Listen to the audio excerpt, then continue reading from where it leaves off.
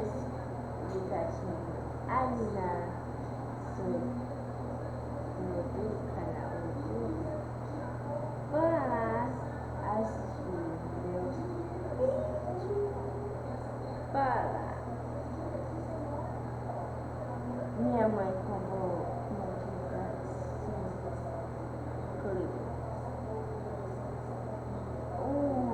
notificação chama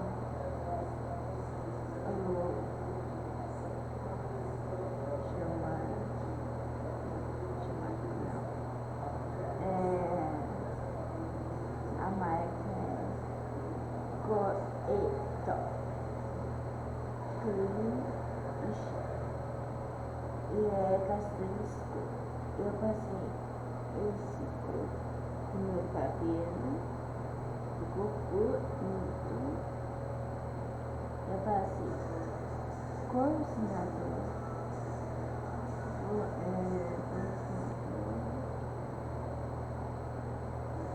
tinta, pouquinho tinta e outro tinta preta.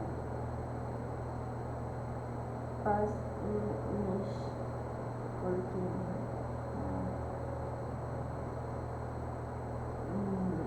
facinho, uma força preta. Eu apliquei colher fiz condicionador, fiz tinta, mais tinta, e eu mexi. Aí depois ficou no meu braço, no meu cabelo e assim mais dois com a tinta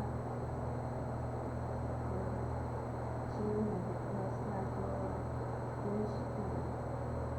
ficou assim.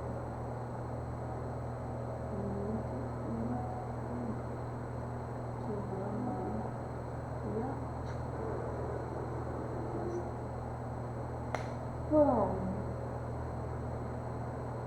se gostou, deixa o seu like, inscreva na página na tela e tchau.